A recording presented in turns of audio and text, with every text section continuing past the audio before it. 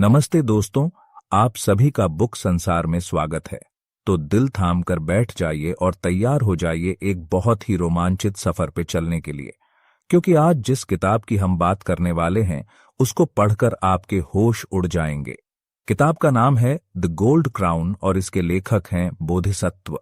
दोस्तों, लेखक ने किताब की शुरुआत एक बहुत ही शानदार तरीके से की है। शुरुआत होती है मनीषा के पैदा होने से।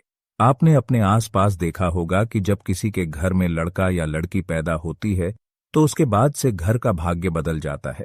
पिता की किस्मत चमक जाती है और मां की दुनिया खुशियों से भर जाती है। ठीक ऐसा ही हुआ मनीषा के पैदा होने के बाद। उसके पिता की नौकरी में तरक्की हुई और घर में खुशियों का माहौल बन गया।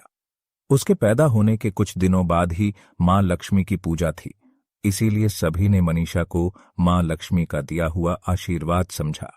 बड़े लाड प्यार से मनीषा की परवरिश होने लगी। लेकिन तभी मनीषा को मिर्गी के दौरे पड़ने लगे, जिसमें उसे कुछ अजीबो गरीब जगह और एक सोने का मुकुट पहने एक औरत दिखती थी। कुछ दिन तो मनीषा के माता पिता ने इग्नोर किया, लेकिन जब यह सब बढ़ने लगा तो उन्होंने डॉक्टर को दिखाया। डॉक्टर ने बताया कि यह एक बीमारी है जिस कारण मनीषा को ऐसा हो रहा है। डॉक्टर ने कुछ दवाई दे दी। कुछ दिन तो मनीषा ने दवाई ली, लेकिन दवाई से भी कोई असर नहीं हुआ। मनीषा को अक्सर दौरे पड़ने लगे और हर रोज दुखी रहने लगी कि आखिर कौन है जो उसको इस तरह परेशान कर रहा है। जब भी हम दुखी होते हैं और हमारे दिल पर कोई बोझ होता है तो हम उस बोझ को किसी के साथ साझा करना चाहते हैं। हम अपने दिल की बातें खुलकर बताना चाहते हैं। और अगर आपके पास ऐसा कोई दोस्त नहीं है तो फिर आप डिप्रेशन का शिकार हो जाते हैं। अच्छी बात यह थी कि मनीषा का एक दोस्त होता है जो उसके साथ स्कूल में पढ़ता है। उसका नाम था शेखर। शेखर बड़े ध्यान से मनीषा की बातें सुनता है। मनीषा और शेखर के प्यार की दिलचस्प कहानी शुरू हो जाती है। शेखर एक दिन मनीषा के सपनों को डिकोड करने की बात कहता है और फिर उसी दिन से किताब की असली कहानी शुरू होती है। शेखर और मनीषा लाइब्रेरी जाते हैं और हर एक किताब को छानते हैं।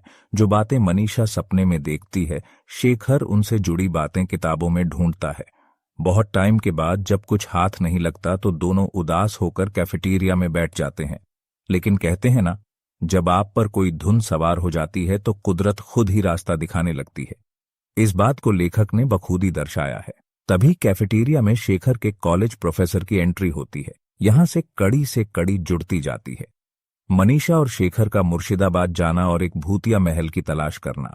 कुछ देर के लिए तो मनीषा और शेखर डर जाते हैं, फिर किसी तरह हिम्मत जुटाकर भूतिया महल से बाहर आते हैं। फिर कालीचरण नाम के आदमी से मुलाकात करते हैं, जो कि वहां के इतिहास के बारे में बहुत कुछ जानता था। यहां से एक थ्रिलर कहानी शुरू होती है जो बहुत ही डरावनी होती है और आपको बैठे बैठे एक अलग ही दुनिया में ले जाती है, जिसमें आप एक मजेदार मूवी की तरह डूब जाते हैं। जब सब कुछ सही चल रहा होता है, आप और मैं हैप्पी एंडिंग की उम्मीद करते हैं, तभी एक हैरान करने वाली एंडिंग होती है जिससे दिल को एक झटका लगता है। कहानी पढ़कर मेरा तो दिमाग चकरा गया था। अचानक से ऐसी एंडिंग करने के लिए हिम्मत चाहिए, और लेखक ने ऐसी एंडिंग से वाकई सभी पाठकों का दिल जीत लिया होगा। मनीषा का क्या रिश्ता था उस महल से? वो सोने का मुकुट क्यों देखती थी सपनों में?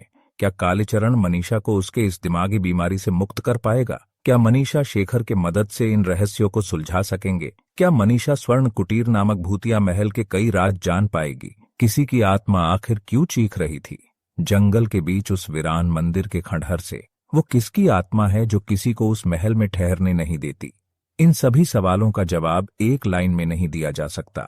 इनका जवाब एक यात्रा में छुपा हुआ है और आपको वह यात्रा इस किताब को पढ़कर पूरी करनी होगी। किताब का लिंक डिस्क्रिप्शन में दिया हुआ है। आप बुक को ऑनलाइन ऑर्डर कर सकते हैं।